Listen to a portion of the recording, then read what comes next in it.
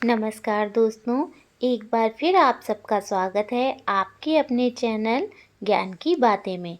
आज मैं आपको माँ वैभव लक्ष्मी की व्रत कथा सुनाऊंगी। वैभव लक्ष्मी माता की कथा शीला और उसके पति से जुड़ी है। शीला और उनका पति ईमानदारी से जीते थे। वे किसी की बुराई न करते थे और प्रभु भजन में अच्छी तरह समय व्यतीत कर रहे थे। वे किसी की बुराई ना करते थे और प्रभु भजन में अच्छी तरह समय व्यतीत कर रहे थे। शहर के लोग उनकी गृहस्थी की सराहना करते थे। शीला की गृहस्थी इसी तरह खुशी खुशी चल रही थी, पर शीला के पति के अगले जन्म के कर्म भोगने के बाकी रह गए थे। ऐसे में वह बुरे लोगों से दोस्ती कर बैठा। वह जल्द से जल्द करोड़पति होने की ख्वाब देखने लगा, इसलिए वह गलत रास्ते पर चला गया। रास्ते पर भटकते भिखारी जैसी उसकी हालत हो गई थी। शहर में शराब, जुआ, चरस, गांजा वगैरह वादियां फैली हुई थीं। उसमें शीला का पति भी फंस गया। दोस्तों के साथ उसे भी शराब की आदत हो गई। जल्द से जल्द पैसे वाला बनने की लालच में दोस्तों के साथ जुआ भी खेलने लगा। इस तरह बचाई हुई धनराशि, पत्नी के गहने और सब कुछ जुए में गवा दिया था। इसी तरह एक वक्त ऐसा भी था कि वह सुशीला पत्नी के साथ मजे में रहता था और प्रभु भजन में सुख शांति से वक्त व्यतीत करता था। इसके बजाय घर में दरिद्रता और भुखमरी फैल गई। सुख से खाने की बजाय 2 वक्त भोजन के लाले पड़ गए और शीला को पति की गालियां खाने का वक्त आया था। शीला सुशील और संस्कारी स्त्री थी। उसको पति के बर्ताव से बहुत दुख हुआ, किंतु वह भगवान पर भरोसा करके बड़ा दिल रखकर दुख सहने लगी। कहा जाता है कि सुख के पीछे दुख और दुख के पीछे सुख आता ही है, इसलिए दुख के बाद सुख आएगा ही।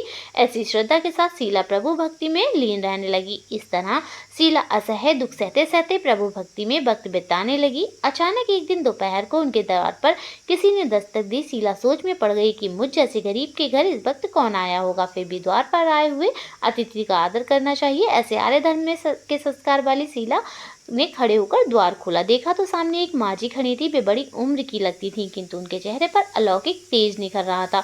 उनकी आंखों में मानो अमृत बह रहा था। उनका भव्य चेहरा करुणा और प्यार से छलकता था।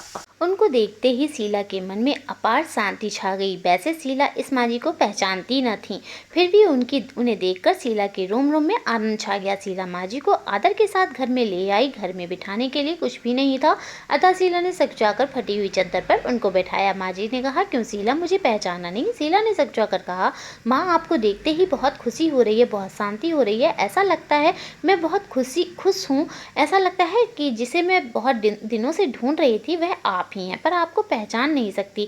माजी ने कहा कि क्यों, मुझे भूल गई? हर शुक्रवार को लक्ष्मी जी के मंदिर में भजन कीर्तन होते हैं, तब मैं भी वहाँ आती हूँ। वहाँ हर शुक्रवार को हम मिलते हैं। पति गलत रास्ते पर चढ़ गया था, तब से शीला बहुत दुखी हो गई थी और दुख की मारी वह लक्ष्मी जी के मंदिर में भी नहीं जाती थी। बाहर के लोगों के साथ नजर मिलाते भी उसे शर्म लगती थी। उसने याददाश्त पर जोर दिया, पर यह माजी याद नहीं आ रही थी। तभी माजी ने कहा, तू लक्ष्मी जी के मंदिर में कितने मधुर भजन गाती थी, अभी अभी तू दिखाई नहीं देती थी, इसलिए मुझे हुआ कि तू क्यों नहीं आती है, कहीं बीमार तो नहीं हो गई है? ऐसा सोचकर मैं मिलने चली आई हूँ। माजी के अति प्रेम भरे शब्दों से शीला का हृदय पिघल गया। उसकी आंख से आंसू आ गए। माजी के सामने वह बिलक बिलक कर रोने लगी। यह देखकर माजी शीला के नजदीक सिर के और उसकी सिसकती पीठ पर प्यार भरा हाथ फेर कर सांत्वना देने लगी। माजी ने कहा, सुख और दुख तो धूप और छांव जैसे होते हैं। सुख के पीछे दुख और दुख के पीछे सुख आता ही है। धैर्य रखो बेटी, और तुझे क्या परेशानी है? तेरे दुख की बात मुझे सुना, तेरा मन भी हल्का हो जाएगा और तेरे दुख का कोई उपाय भी मिल जाएगा। माजी ने कहा। माजी की बात सुनकर शीला के मन को शांति मिली। उसने माजी को कहा, माँ, मेरी गृहस्थी में भरपूर सुख और खुशियाँ थी। मेरे पति भी सुशील थे। भगवान की कृपा से पैसे की बात में हमें संतोष था। हम शांति से गृहस्थी चलाते ईश्वर भक्ति में अपना व्यक्त व्यतीत करते थे। एकाएक हमारा भाग्य हमसे रूठ गया। मेरे पति को बुरी दोस्ती हो गई। बुरी दोस्ती की वजह से वे शराब, चरस, जुआ खेलने लगे, खराब आदतों के शिकार हो गए और उन्होंने सब कुछ गंवा दिया और हम रास्ते के भिखारी जैसे बन गए। यह सुनकर माजी ने कहा, सुख के पीछे दुख और दुख के पीछे सुख आता ही है। ऐसा भी कहा जाता है कि कर्म की गति न्यारी है। हर इंसान को अपने कर्म भुगतने ही पड़ते हैं, इसलिए तू चिंता मत कर। अब तू कर्म भुगत चुकी है, अब तुम्हारे सुख के दिन अवश्य आएंगे। तू तो माँ लक्ष्मी जी की भक्त है। माँ लक्ष्मी जी तो प्रेम और करुणा की अवतार है। वे अपने भक्तों पर हमेशा ममता रखती हैं, इसलिए तू धैर्य रख के माँ लक्ष्मी जी का व्रत कर, इससे सब कुछ ठीक हो जाएगा। माँ लक्ष्मी जी का व्रत करने की बात सुनकर शीला के चेहरे पर चमक आ गई। उसने पूछा, माँ, लक्ष्मी जी का व्रत कैसे किया जाता है, वह मुझे समझाइए, मैं ये व्रत अवश्य करूंगी। माँ जी ने कहा, बेटी, माँ लक्ष्मी जी का व्रत बहुत सरल है। उसे व्रत लक्ष्मी व्रत या लक्ष्मी व्रत भी कहा जाता है। यह व्रत करने से सभी मनोकामनाएं पूर्ण हो जाती हैं, वह सुख शांति और यश प्राप्त होता है। ऐसा कहकर माँ लक्ष्मी व्रत की विधि करने लगी। प्रसाद पहले प्रसाद पहले पति को खिलाया। प्रसाद खाते ही पति के स्वभाव में फर्क पड़ गया। उस दिन उसने शीला को मारा नहीं, सताया भी नहीं। शीला को बहुत आनंद हुआ। उसके मन में वैभवलक्ष्मी व्रत के लिए श्रद्धा बढ़ गई।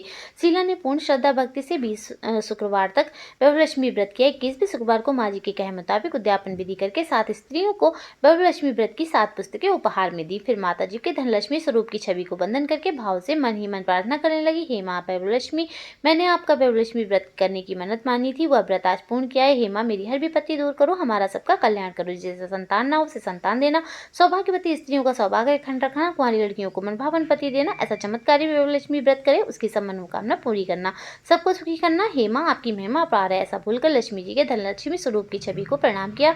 इस तरह शास्त्रीय विधि पूर्वक शीला ने श्रद्धा से व्रत किया और तुरंत ही उसे फल मिला। उसका पति गलत रास्ते पर चला गया था, वह अच्छा आदमी हो गया और कड़ी मेहनत करके व्यवसाय करने लगा। माँ वैभवलक्ष्मी की कृपा से शीला के घर में धन की बाढ़ आ गई।